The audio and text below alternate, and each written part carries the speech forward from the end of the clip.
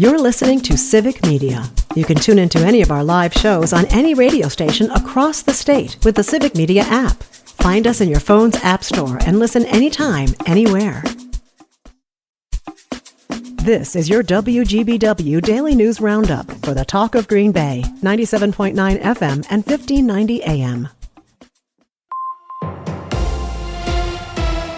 For 97.9 WGBW News, I'm Lisa Hale.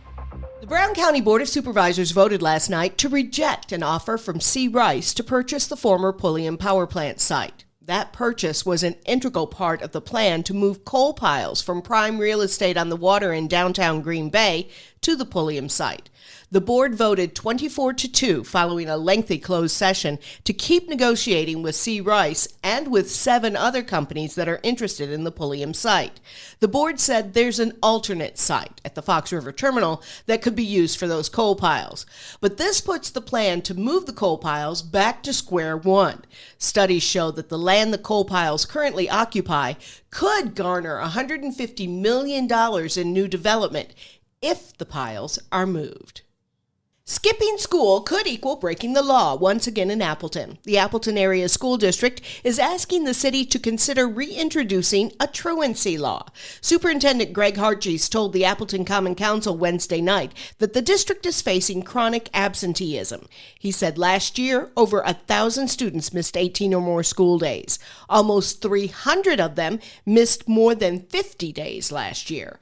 Hartjes says they don't want to go back to the days of punitive measures and truancy court, but they want something to help them reach and support the students who are not coming to school. The Appleton Common Council took no action on the issue. It will decide if it will reenact truancy laws at a future meeting. The Grand Chute police chief is stepping down. Chief Greg Peterson has been in law enforcement for 44 years now. He was appointed the Grand Chute police chief in 2010. Before that, he spent 30 years with the Appleton PD. The Grand Chute Police and Fire Commission expects to name a replacement by fall of this year. Chief Peterson will stay on in his role until the new chief is appointed.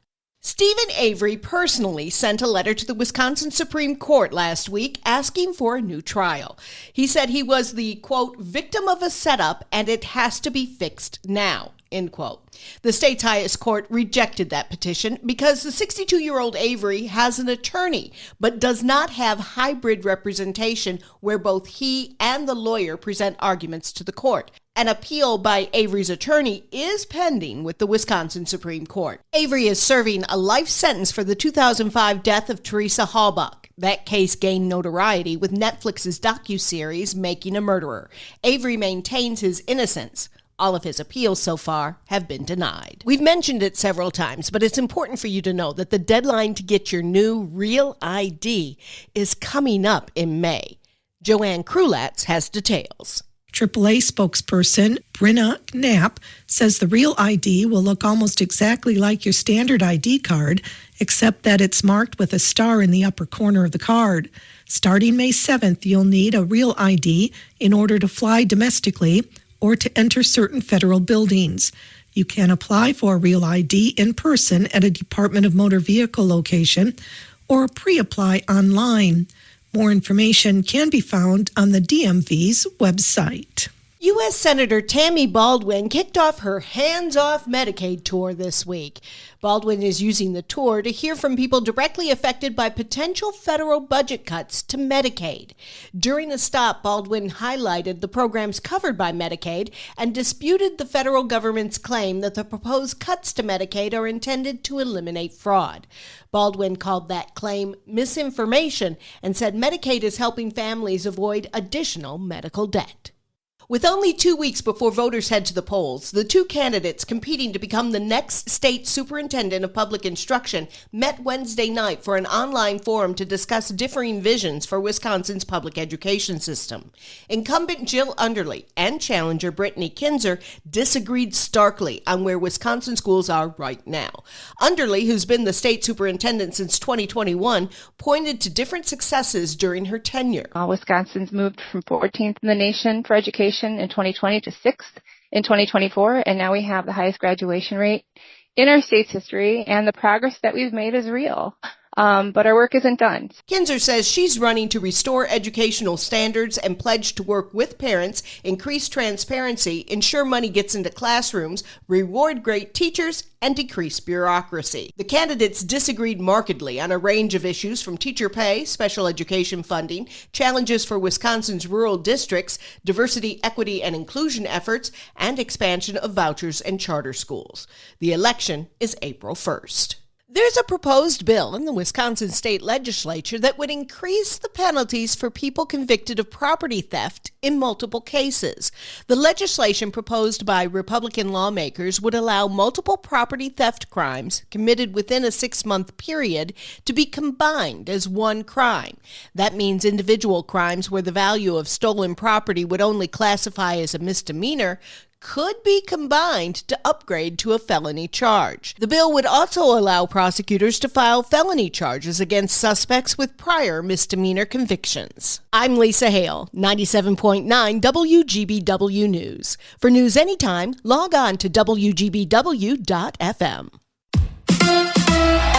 Tournament time for Wisconsin. Hi, I'm Mike Clemens with sports. March Madness. The Badgers in Denver to face Montana today. Now, the city of Milwaukee will also host some tournament games this weekend. Head coach Greg Gard asked if he'd preferred Fiserv Forum instead of Ball Arena in Colorado. I thought we got a really good seed. I understand why we got sent to Denver based on the seed lines, with Kentucky, Texas Tech, Iowa State all ahead of us at the 3 lines. So, Sunday didn't matter. I don't think even Saturday mattered in terms of the committee's eyes. I think we were locked. So you turn the page and get ready to go play. Baseball opening day a week from today in New York when the Brewers play the Yankees. One pitcher for the Crew to watch for is 25-year-old right-hander Craig Yoho, who's had a good spring training, but for now is being sent to the minors. It was a good experience. I played well, a lot of confidence going into the season, and that's where I want to be. And, I want to be helping the team win as much as possible this season. And so, when my time comes, I'll be ready for it. That's Brewers pitcher Craig Yoho with Sports. I'm Mike Clemens.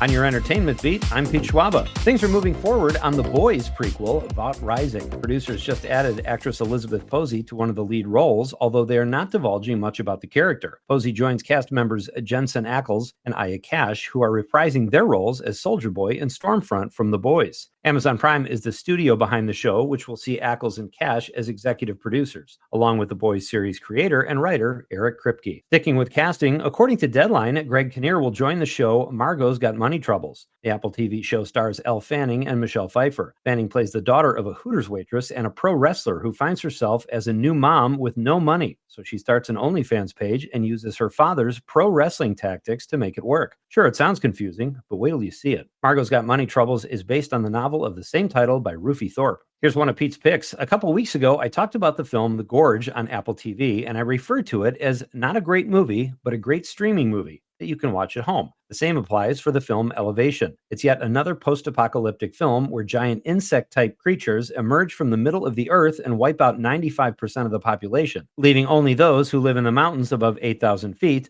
due to the fact that the creatures cannot survive at that altitude. The film is well cast, well acted, and has some pretty harrowing moments as star Anthony Mackie has to descend below 8,000 feet in search of inhalers for his son who has asthma. Not a bad watch, and I do recommend. For those of you eagerly awaiting Season 4 of Ted Lasso, if your favorite character was Lasso's son Henry, you'll be disappointed to know that the show will recast the role played by Gus Turner, who played the role for 3 seasons. On the bright side, if you're an actor and can pull off playing a 12-year-old, this could be your big breakthrough. If you're headed to the theaters this weekend, here are some moving pictures to consider. Disney's live-action version of Snow White is called Disney's Snow White. The film stars Rachel Zegler as Snow White and Gal Gadot as the evil witch, and it's packed with Snow White pals Bashful, Doc, Sleepy, and the gang. The story might be an age-old Disney favorite, but this new iteration is pulling only a 45% on Rotten Tomatoes. Not good when you mess up a classic. Here are a couple suggestions for films that are reviewing well. Sci-fi horror film Ash is the story of a woman who wakes up on a foreign planet only to find her crew has been murdered. The film has been called riveting and is pulling an 84% on Rotten Tomatoes. Magazine Dreams also has excellent reviews. The drama tells the story of a bodybuilder pursuing his dream of being on the cover of muscle magazines, but struggles with loneliness. Let's have fun at the movies.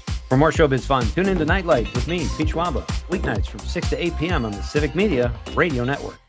It's going to be a little breezy right away this morning, but it will be sunny and not as windy this afternoon with a high today in the mid-30s. Tonight, mostly clear. We'll drop to 26 for a low. Tomorrow, mostly cloudy, breezy, maybe a few showers by late afternoon with a high tomorrow right around 50. I'm meteorologist Sean Cable. Currently, it's 28.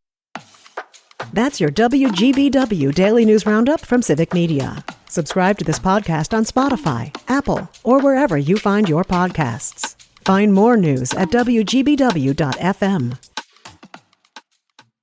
The national news cycle never stops, but it can be hard to find news about your local community. Civic Media is dedicated to providing quality local and state news coverage across Wisconsin. With the Civic Media app, you can get notifications about local stories that matter to you and your community. Find the free Civic Media app in your phone's app store and choose notifications from the menu to tell us what kind of news you want to hear about.